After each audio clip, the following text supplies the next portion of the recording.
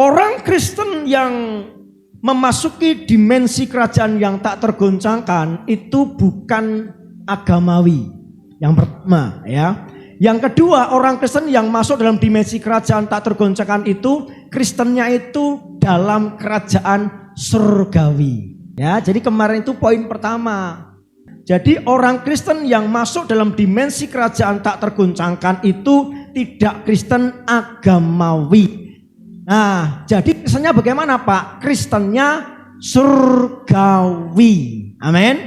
Jadi bukan sekedar rajin ke gereja, penampilan Kristen, bukan itu, tapi benar-benar memiliki nilai-nilai, memiliki karakteristik, memiliki mentalitas surgawi.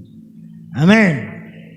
Nah, terus ciri Kristen kerajaan surgawi itu apa? Karena ini kan bicara tentang kerajaan, betul ya?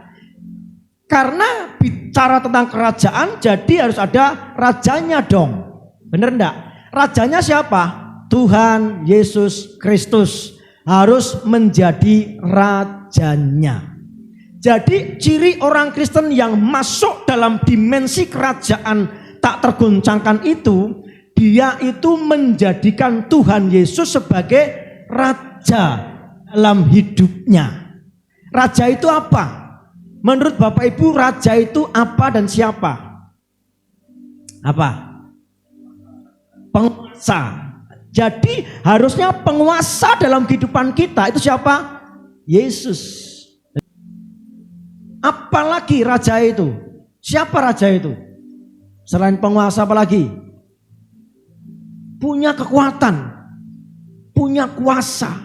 Nah, seharusnya ketika kita menjadi orang Kristen yang masuk dalam dimensi kerajaan tak tergoncangkan, kita punya kuasa, kita punya kekuatan. Apalagi raja itu? Memerintah. Kita ini harusnya menjadi orang Kristen yang memerintah, berkuasa, menaklukkan. Loh, tapi kan yang berkuasa dalam diri kita Yesus Pak. Iya, karena kita dalam kuasa Yesus, jadi kita juga ketularan berkuasa. Jelas nggih? Jadi bukan manusiawi lagi tapi surgawi. Setuju ya? Bukankah kita ini mengalirkan kehidupan keilahian? Yang hidup bukan kita lagi tapi Kristus yang hidup dalam hidup kita. Jadi kita bukan manusiawi lagi tapi harusnya memiliki jenis kehidupan apa? Ilahi. Amin. Wah, nek cacing we diinjek ya mogel kok, Pak. Lah sapa wonge sing ora diinjek mogel? Nah, itu berarti masih manusiawi. Bener enggak? Wah, lah sapa wonge sing ora nesu, Pak? Itu Yusuf diperlakukan dibenci, dilukai, difitnah, masuk ke penjara, enggak benci itu. Ayo. Yusuf itu masuk dalam dimensi keilahian. Yusuf itu adalah gambaran orang Kristen yang masuk dalam kerajaan tak tergoncangkan. Dia sudah masuk dalam kerajaan surgawi. Amin. Itu Yusuf. Perjanjian banyak. Paulus dan Silas, Stefanus dirajam batu tapi tak mengampuni. Benar. Ini menunjukkan bahwa dia bukan manusiawi lagi. Bukan hidup dalam kemanusiaan lagi, tapi hidup dalam apa? Keilahian. Seharusnya jenis kehidupan yang kita miliki adalah jenis kehidupan keilahian. Nah, oleh sebab itu kita harus masuk dalam kerajaan yang tak tergoncangkan, yaitu kerajaan surgawi. Rajanya siapa? Yesus. Seharusnya kita sebagai orang Kristen menjadikan Yesus sebagai penguasa tunggal kita. Jadi kalau kita masuk dalam dimensi kerajaan yang tak tergoncangkan, seharusnya kita menjadikan Tuhan sebagai raja selama-lamanya dalam kehidupan kita. Tuhan memerintah untuk selama-lamanya. Bangsa-bangsa itu bicara tentang orang. Orang-orang yang tidak mengenal Dia akan lenyap dari tanahnya. Artinya kalau kita sebagai orang Kristen tidak menjadikan Yesus sebagai Tuhan, penguasa tunggal dalam kehidupan kita, kita adalah bangsa yang tidak mengenal Dia dan akan dilenyapkan. Jadi Bapak Ibu, pastikan kita menjadikan Yesus Raja dalam kehidupan kita, penguasa dalam kehidupan kita. Dan bertanya-tanya, di manakah Dia, Raja orang Yahudi yang baru dilahirkan itu? Kami telah melihat bintangnya di timur dan kami datang untuk menyembah Dia. Ini cerita mengenai apa?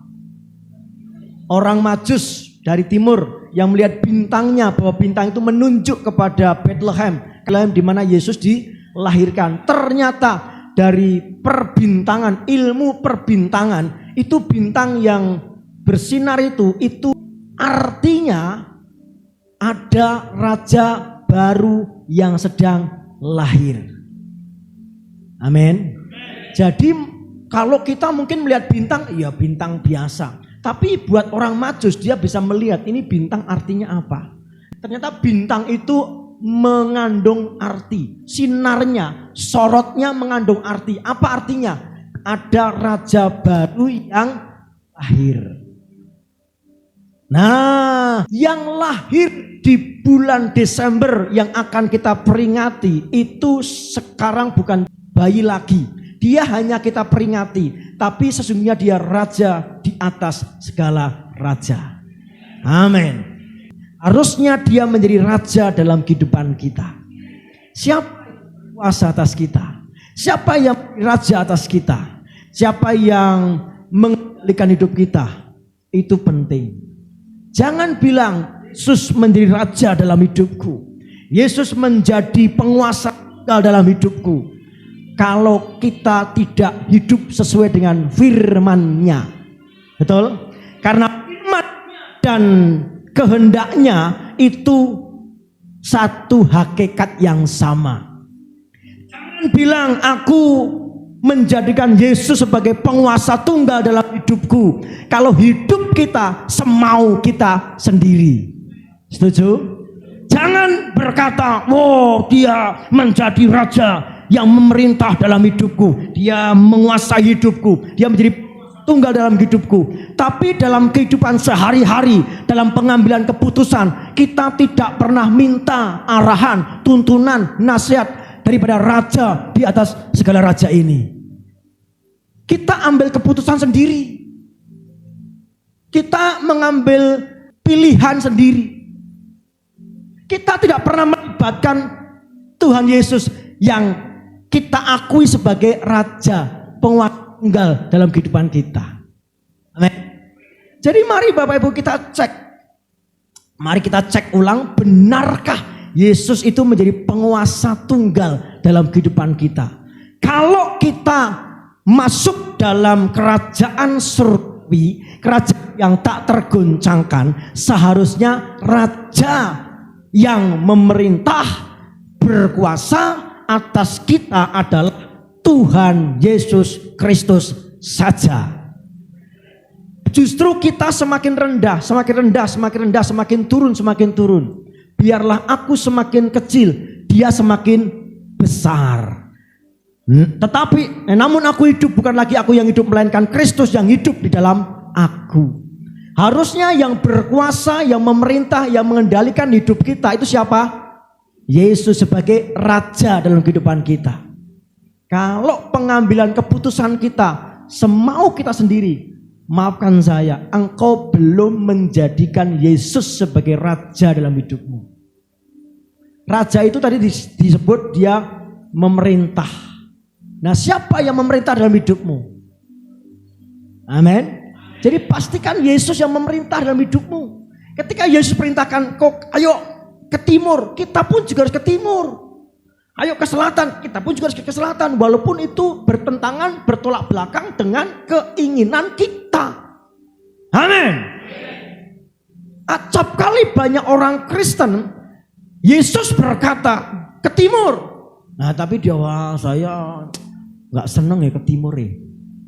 Ke selatan. Saya juga nggak seneng ya ke selatan ya. Ya udah ke utara, kata Tuhan.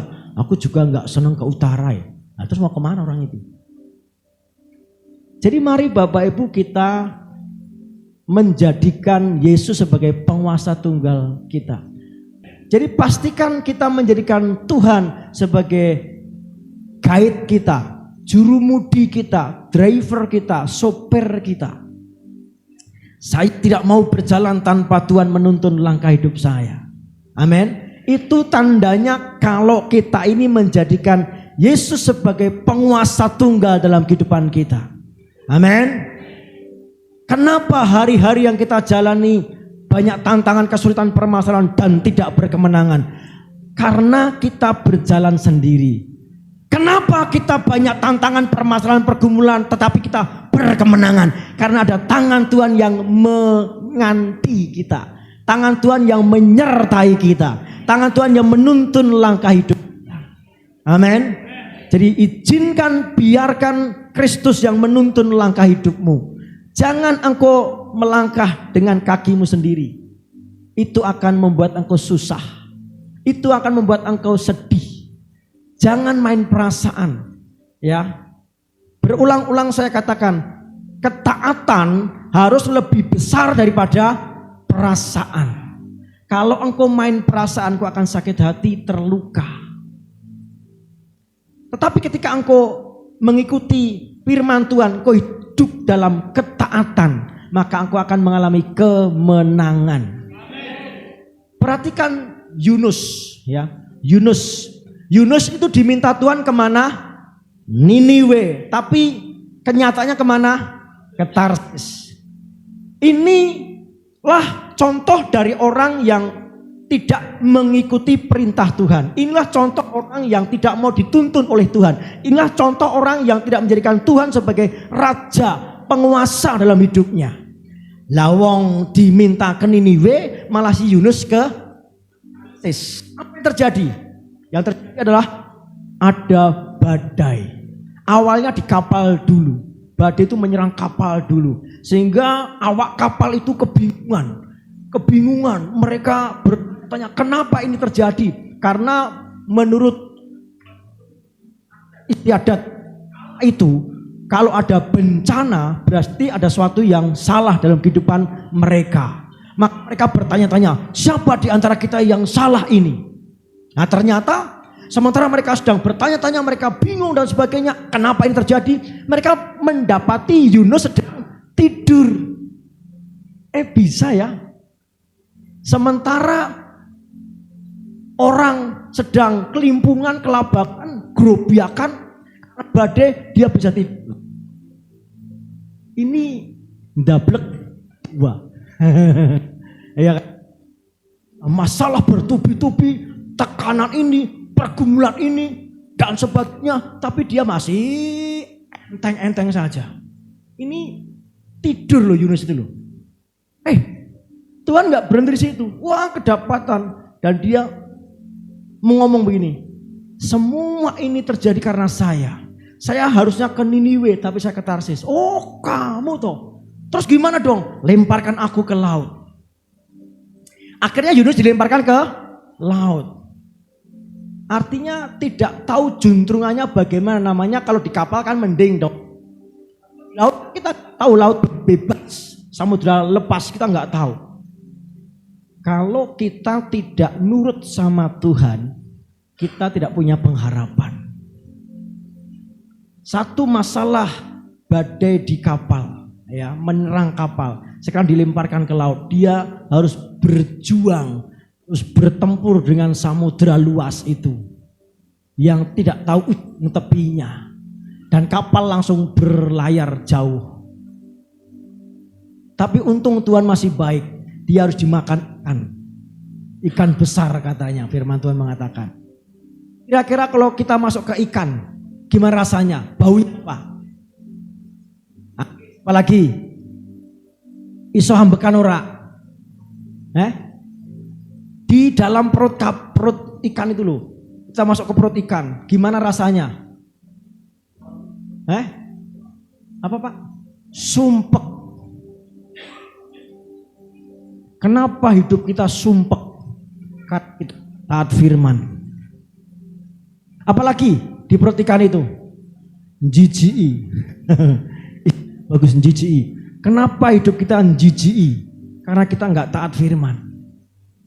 Apalagi gelap. Hidup kita itu dalam gelapan karena kita nggak taat firman Tuhan. Apalagi apa? Serempek. Serempek itu apa sih? Sesek ya. Aduh, sedih gitu ya. Kenapa hidup kita itu serempek? Karena kita tidak taat firman. Apalagi di perut ikan itu. Tidak bisa berbuat apa-apa, gelap. Baru di situ dia menyadari, Tuhan, aku tahu bahwa Engkau menyuruh aku ke Niniwe, tapi aku ke Tarsis. Intinya dia minta ampun sama Tuhan. Akhirnya apa? Akhirnya ikannya itu mual. Akhirnya muntah, ya kan? Dikeluarkan. Dikeluarkan pun tidak di laut, tapi di mana? Di pantai. Kalau di laut ya bingung lagi. Amin. Ada di balik duka orang yang percaya kepada Tuhan, pasti ada sukanya. Pasti ada jalan keluarnya. Amin. Tuhan gak tega kok melihat Yunus seperti itu. Nah, akhirnya Tuhan kembalikan dia. Oke, dia ke Niniwe. Sampai di situ berhenti. Saya tidak akan lanjutkan. Yang saya mau kasih poin pada cerita Yunus. Seandainya Yunus taat, badai tidak perlu menerpa kapal Yunus. Benar? Seandainya Yunus taat, dia nggak perlu diusir dari kapal itu. Benar enggak? Seandainya Yunus taat mendengar suara Tuhan dan dia ke Niniwe, nggak perlu dia berjibaku dengan badai samudera yang lepas itu, nggak perlu. Seandainya dia taat, nggak perlu dia harus dimakan ikan besar. Pak Ibu dengar baik-baik. Seandainya kita taat, kita bisa meminimalis masalah. Meminimalis itu apa ya? Seandainya kita itu taat firman, kita tidak membuat banyak masalah dalam kehidupan kita. Amin. Kenapa Yunus banyak masalah? Karena dia tidak taat. Seandainya kita itu taat, kita nggak perlu kok ngadepi masalah ini, masalah itu, masalah ono, masalah ini dan sebagainya. Nggak perlu. Nggak perlu. Ya. Jadi biarlah kita menjadikan Yesus sebagai Raja, penguasa dalam kehidupan kita. Biarlah Tuhan yang menuntun langkah hidup kita kemanapun kita. Tuhan, tuntunlah langkahku. Pimpinlah aku Tuhan kemanapun Engkau pergi. Jangan biarkan aku berjalan tanpa penyertaan-Mu Tuhan. Amin. Inilah orang Kristen yang masuk dalam dimensi kerajaan. Jadi mari Bapak Ibu belajar untuk rendah hati. Kunci daripada taat itu kan rendah hati. Kunci daripada taat itu kan rendah hati. Bener enggak? Kalau orang sudah enggak rendah hati, enggak akan taat itu. Kalau rendah hati dia akan taat dan dia akan minta arahan. Oh ya, terus bagaimana dong? Kalau begitu. Nah, pastikan kita menjadikan Yesus sebagai penguasa tunggal dalam kehidupan kita. Bukan kita lagi.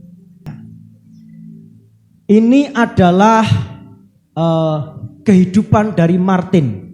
Ini tahta daripada Martin, ya. Terus datanglah Yesus. Yesus datang, Yesus. Ayo Pak Dian datang.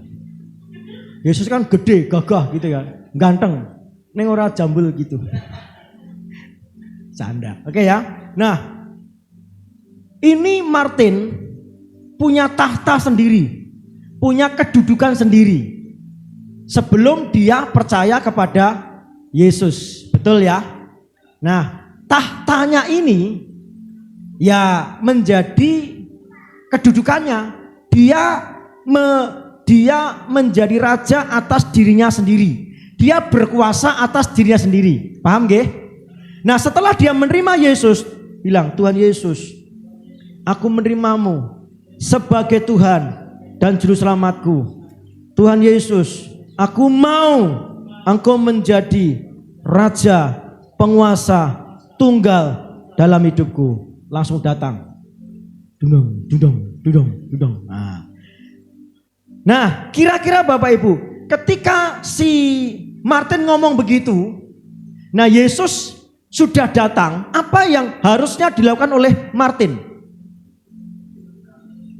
Ya, dia tadi ngomong, Tuhan Yesus, aku menerimamu sebagai Tuhan dan Juru Selamatku, penguasa tunggal dalam hidupku, penguasa tunggal dalam hidupku. Selama ini penguasa tunggalnya siapa? Dia sendiri, egonya dia, betul? Nah, sekarang dia menerima Yesus sebagai Tuhan Juru Selamat, penguasa tunggal dalam hidupnya. Setelah Yesus datang sesuai dengan undangan dia, apa yang harusnya dia lakukan? Ya, dia harus turun tahta. Kamu turun ke bawah, duduk, duduk.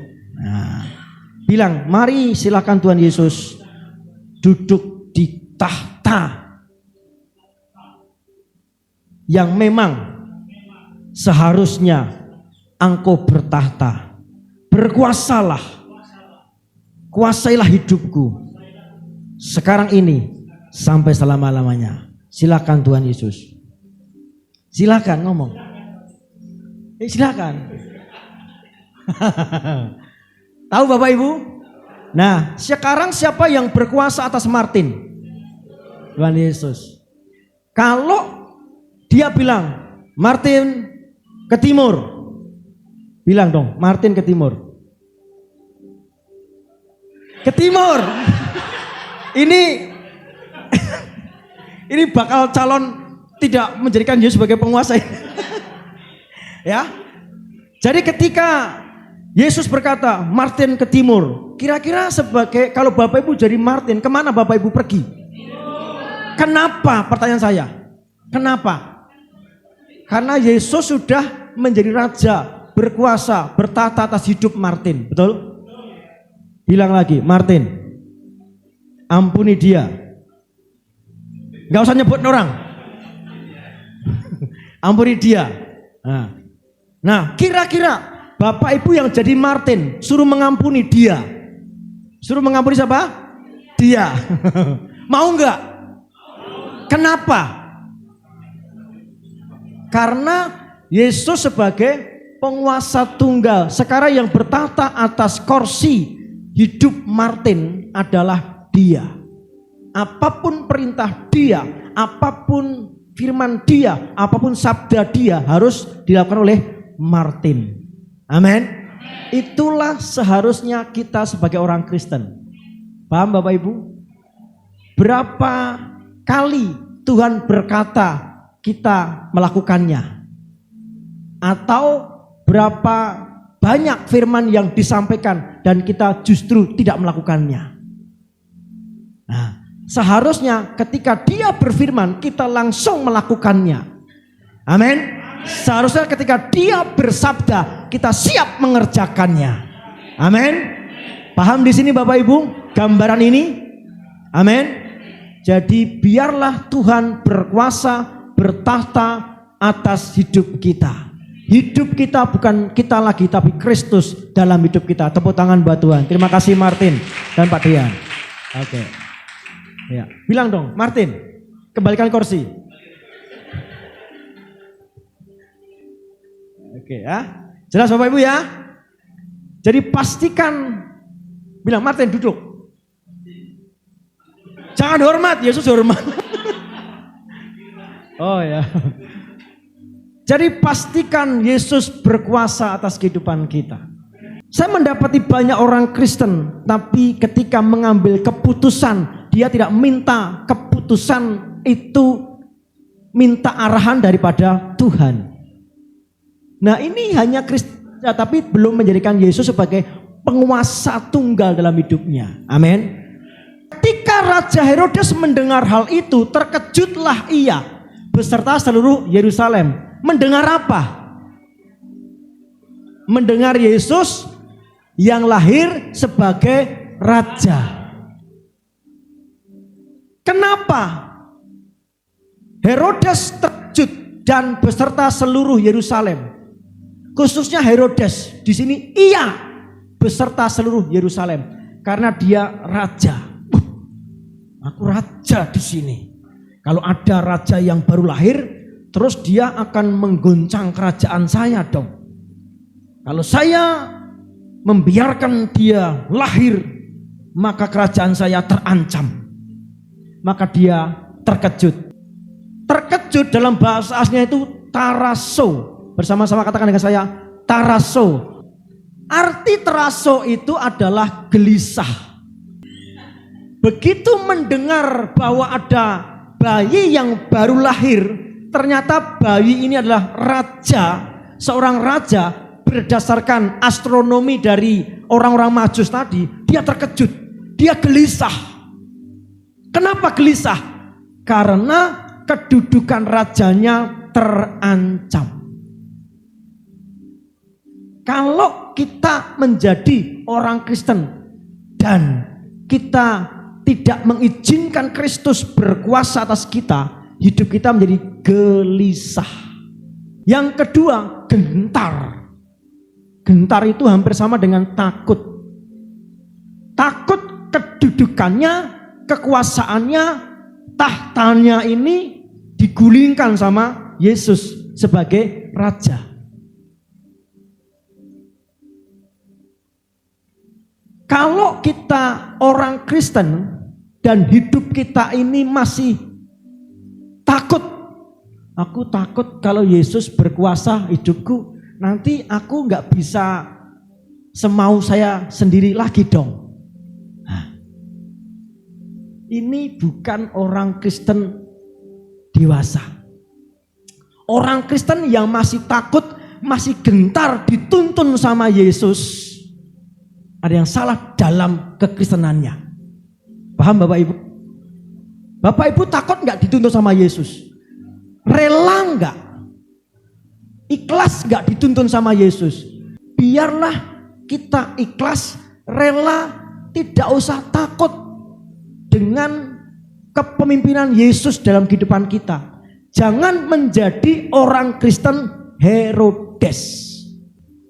Orang Kristen Herodes adalah orang Kristen yang tidak mengizinkan ada pribadi yang berkuasa dalam hidupnya selain akunya. Paham Bapak Ibu? Walah nanti Yesus berkuasa atas hidupku, saya gimana dong? Aku nggak bisa lagi hidup semau saya sendiri dong. Nah, inilah Kristen Herodes.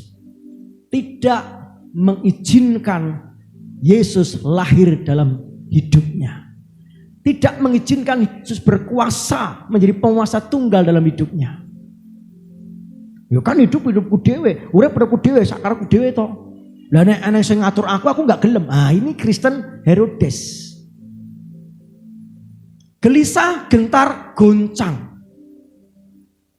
Nah, jadi ketika kita mengambil keputusan dan bulat keputusan kita, sementara ada keputusan Tuhan lain, firman Tuhan lain, kita goncang. Kita enggak ikhlas. Oh ya sudah, enggak apa-apa. Ketika kita belum mengambil keputusan, ketika kita masih kekeh dengan pendapat kita, ketika kita masih kekeh dengan keputusan kita, padahal ada keputusan Tuhan yang harus kita ambil, kita akan goncang.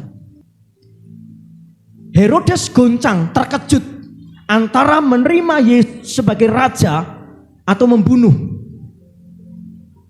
Herodes goncang hatinya antara dia mau mites Yesus atau mengizinkan Yesus sebagai raja. Dan sayang, Herodes mengambil keputusan yang keliru. Dia membantai Yesus. Walaupun Yesus tidak kena bantaian itu. Amin Bapak Ibu. Jangan izinkan engkau membantai Yesus dalam hidupmu. Jangan kau izinkan karakter Kristus yang mulai muncul, mulai tumbuh dalam hidupmu, engkau bantai karena keakuanmu sendiri. karena engkau hanya ingin melakukan agendamu sendiri.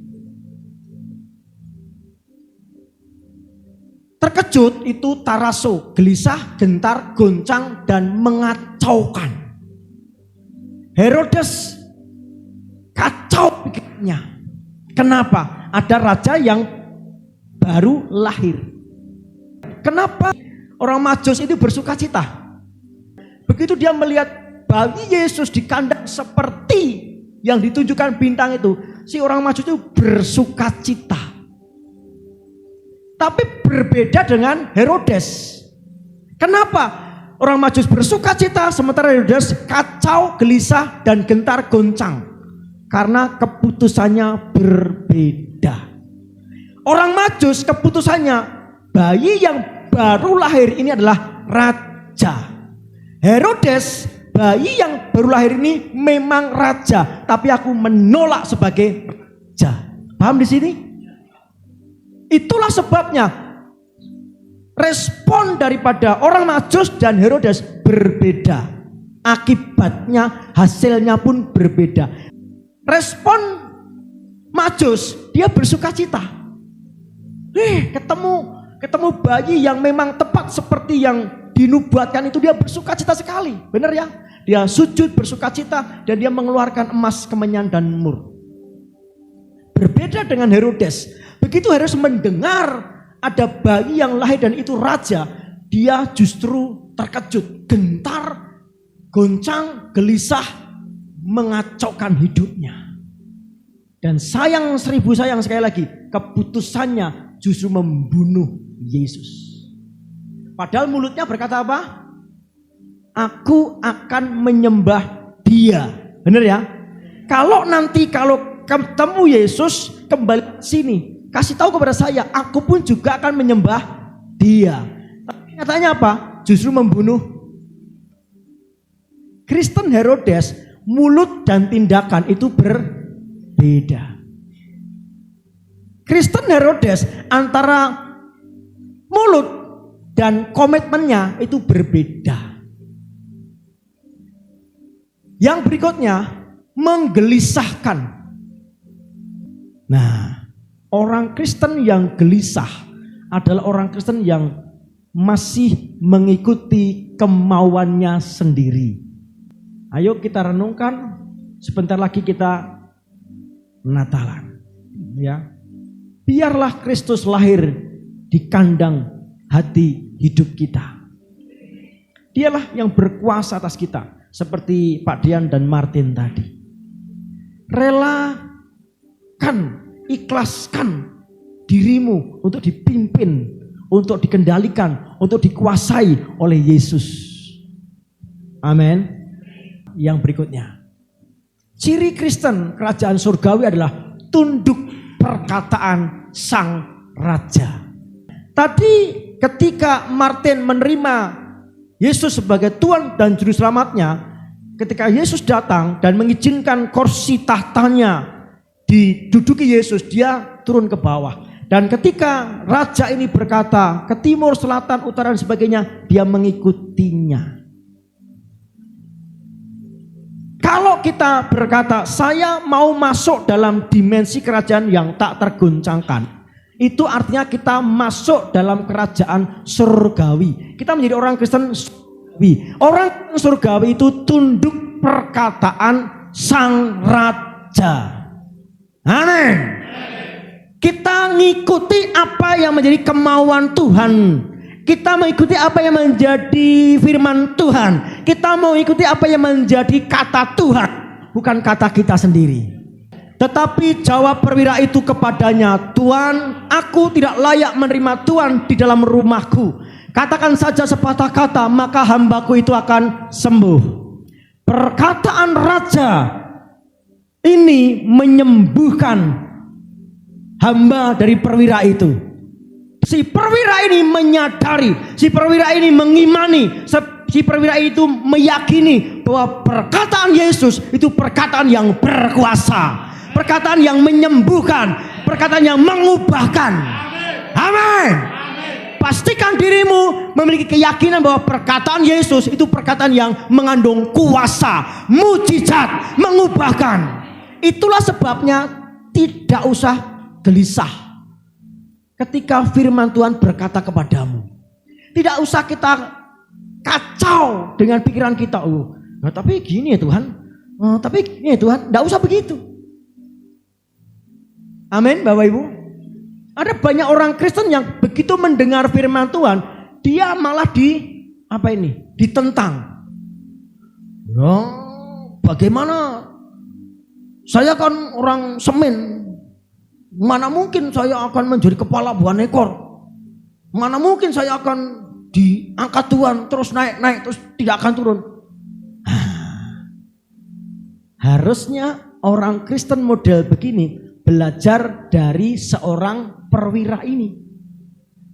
Jadi seharusnya walaupun saya disemin, tapi firman Tuhan berkata aku menjadi kepala bukan ekor. Aku pasti akan menjadi kepala bukan ekor. Walaupun saya disemin, Tuhan berkata aku akan naik terus akan turun. Itu terjadi atas hidup. Amin. Itu harusnya. Milikilah roh spirit seperti perwira ini. Tuhan, aku tidak layak menerima Tuhan di dalam rumahku. Katakan saja sepatah kata maka hambaku itu akan sembuh. Si perwira ini percaya sekali, yakin sekali firman Yesus berkuasa. Firman Yesus mengubahkan. Nah, pertanyaannya, seberapa engkau percayakan firman Yesus? Berapa yakin engkau akan firman Yesus? Jangan berkata, aku 100% yakin Pak. Kalau engkau masih berkata, tapi, nah ini. Aku sih percaya, aku menjadi kepala bukan ekor.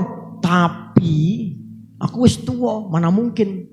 Nah ini berarti kita tidak memiliki roh seorang perwira di sini. Amin. Amin. Jadi mari kita memiliki keyakinan. Mari kita menjadikan Yesus penguasa tunggal dalam kehidupan kita itu. Firman-Nya itu berkuasa atas kita. Yang berikutnya kita. Dan sesudah berkata demikian, berserulah ia dengan suara keras, Lazarus, marilah keluar. Orang yang telah mati itu datang keluar. Ini cerita mengenai apa? Yesus membangkitkan Lazarus. Sudah berapa lama matinya? 4 hari. Kematian saja tunduk dengan perkataan Yesus. Amin. Kematian saja takluk dengan perkataan Yesus. Artinya memang Yesus itu raja di atas segala raja. Dan kerajaan itu cara memerintahnya dengan berkata-kata. Lazarus dikatakan, marilah keluar.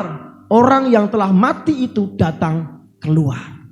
Bapak Ibu, ketika firman Tuhan engkau terima, engkau yakini, engkau imani, maka firman Tuhan itu akan mengubah hidupmu. Amin. Engkau boleh banyak kesalahan, kegagalan, kekurangan, keterbatasan, masa depan yang tidak baik. Tetapi ketika engkau, yes, aku percaya firman, aku meyakini firman, maka firman itu akan bekerja mengubahkan hidupmu. Amin. Seharusnya itulah yang harus kita masuki.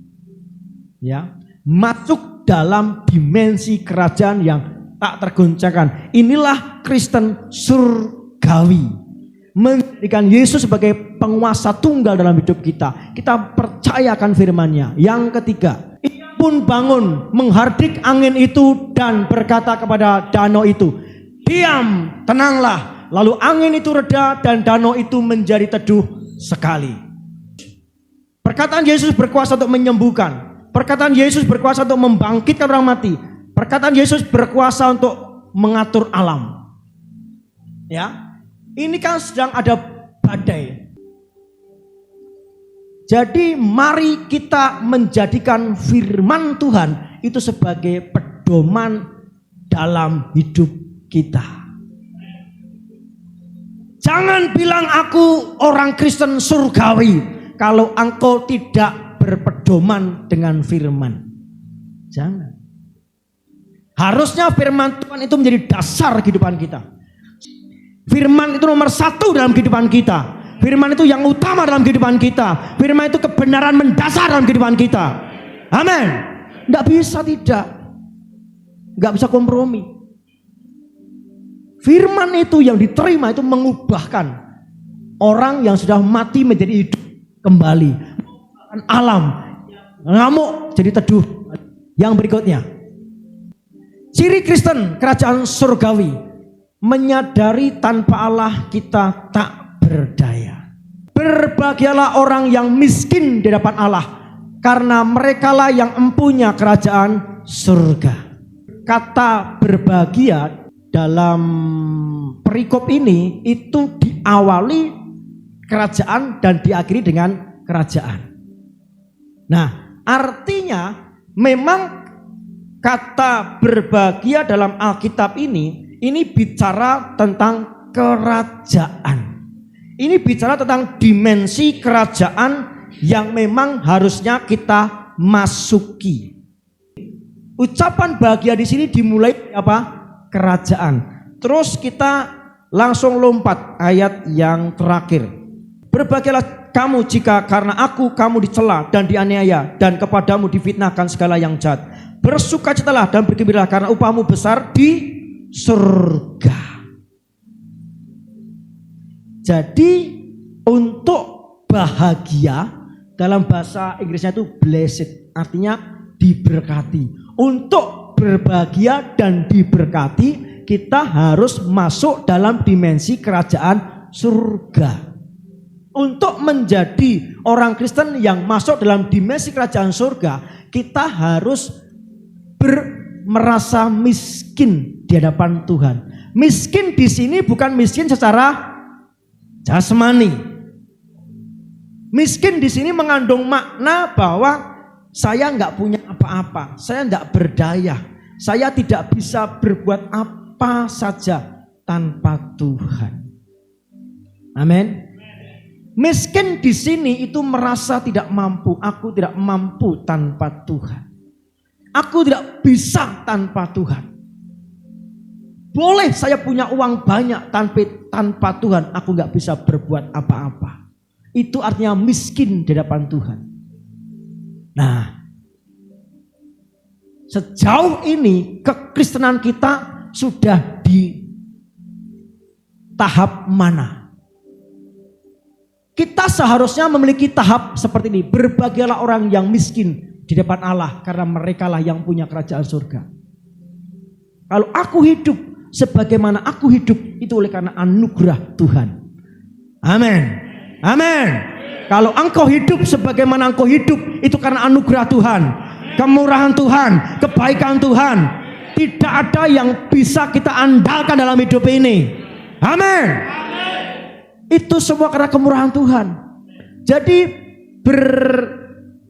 berbahagialah orang yang miskin di hadapan Allah, yang merasa tidak mampu, merasa tidak bisa, merasa tidak layak tanpa menyertaiku. Yang berikutnya, ciri Kristen kerajaan surgawi, memiliki iman yang sederhana dan mudah berubah. Aku berkata kepadamu, sesungguhnya barang siapa tidak menyambut kerajaan Allah seperti seorang anak kecil, ia tidak akan masuk ke dalamnya. Apa ciri-ciri anak kecil? Apa cirinya? Jujur. Anak kecil itu jujur. Kita jujur enggak dengan suami kita? Kita jujur enggak dengan istri kita? Kita jujur enggak dengan orang tua kita? Kita jujur enggak dengan anak kita? Kita jujur enggak dengan Tuhan? Anak kecil selain jujur apalagi? Lugu. Anak kecil itu lugu. Lawan katanya lugu apa? Lugu itu apa lugu itu? Lugu itu polos. Nah, lawan katanya polos apa? Dibuat-buat. Nah, kita jadi orang Kristen itu lugu enggak? Polos enggak? Lawan kata daripada lugu itu pakaian polah. Bener enggak? Anak kecil itu polos. Anak kecil itu jujur. Untuk kita berada di dalam kerajaan yang tak tergoncangkan, milikilah mentalitas kerajaan surga. Mentalitas kerajaan surga itu seperti anak kecil yang polos, yang jujur, yang apa adanya. Amin. Orang digawe-gawe. Maafkan saya, terkadang kita ini digawe-gawe. Kita nggak jujur, kita nggak polos. Ditakoni, kamu gimana? Oh, baik-baik saja Pak. Tapi kenyataannya punya masalah yang besar. Anak kecil apalagi? Polos, jujur, apalagi? Nurut. Anak kecil itu nurut. Ayo dituntun, seneng dia. Seneng. Ya enggak? Bapak Ibu, kita memiliki roh seorang yang nurut enggak? Anak kecil itu nurut. Nurut kemanapun saja gitu. Nurut sekali. Dia, coba kali lagi. Selain polos, nurut, jujur, apalagi anak kecil itu? Percaya. Gampang percaya. Waktu Belsasar umur berapa itu ya? Belum sekolah. Saya masuk dari mobil toh. Mobil gitu kan. Dia malah gini. Gini. Dicegati gitu. Dicegati. Saya naik mobil itu malah dicegati gitu. Kenapa sih begitu coba? Coba. Kenapa dia begitu? Kenapa kamu begitu waktu itu? Kenapa coba? Karena dia percaya di balik mobil itu ada papanya yang nyopir. Tidak mungkin papanya nabrak saya. Benar enggak? Sedemikiankah percayamu kepada Tuhan? Harusnya engkau begitu mudah percaya akan Tuhan. Ketika engkau banyak tapi, ning dan sebagainya, engkau tidak memiliki kesederhanaan dalam percaya. Terus pernah waktu kita renang gitu ya. Waktu kita renang, Terin juga gak bisa renang. Sekarang pun juga gak bisa renang dia. Nah, saya di tepi, saya duduk begini kan. Duduk begini, kaki saya angkling-angkling gitu. Nah, tapi dia cuman gantungan kaki saya gitu. Dia belum bisa renang. Tapi dia berani gantung di kaki saya. Kenapa kamu begitu? Ya karena dia bergantung kepada ada papa saya kok. Ini memang aku gak bisa renang, tapi aku cukup tenang ketika ada papa. Seberapa tenangmu ketika engkau di dalam Tuhan? Anak kecil itu polos, anak kecil itu gampang percaya, anak kecil itu sederhana. Coba apalagi, anak kecil itu apalagi sifatnya? Memaafkan. Gojek, bang. Si Pipin sama si Dean sama Deon. Pukul-pukulan. Udah gitu main game lagi gitu. Ya main bareng lagi. Nah orang tuanya 2 tahun. Bapak Ibu, mari kita memiliki mentalitas kerajaan surga. Mari kita menjadi orang Kristen surgawi yang memiliki mentalitas seorang bayi, anak kecil yang polos, yang sederhana, yang gampang percaya, yang tidak menyimpan sakit hati. Amin. Nah, anak kecil itu kalau bermasalah dengan temannya, dikasih permen udah lupa itu, bener enggak? Bener enggak? Nah kita dikasih amplop, tetap aja masalah. Ada lagi enggak? Pernah punya bayi? Nah gimana bayi bapak ibu dulu? Pasrah. Weslah, piyelah terserah bapak. Terserah mama. Nah pernah enggak kita berkata, Tuhan aku serahkan seluruh hidupku kepadamu? Atau kita masih ngatur diri kita sendiri? Kita masih punya pendapat, pandangan, agenda kita sendiri. Kita nggak pernah mengangkat tangan, Tuhan aku berserah. Aku berserah. Aku berserah. Amin. Pada Yesus Juru Selamat, aku berserah. Sudahkah kita berserah seperti anak kecil yang dia berserah pada orang tuanya? Apalagi kira-kira anak? Ya? Sukacita. Ya kan? Anak itu dunianya bermain, bersukacita. Nah, kalau kita jadi orang Kristen, lama jadi orang Kristen, tidak bersukacita, artinya ada yang salah dalam kekristenan kita. Yuk kita baca.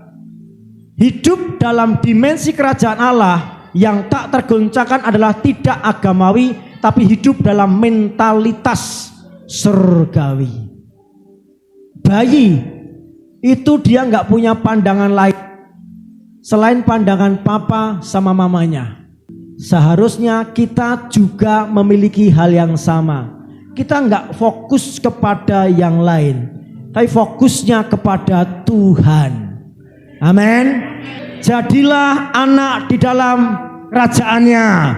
Milikilah mentalitas yang polos, yang jujur, yang apa adanya, yang memaafkan, tidak khawatir, berserah kepada Bapa, mengandalkan Tuhan.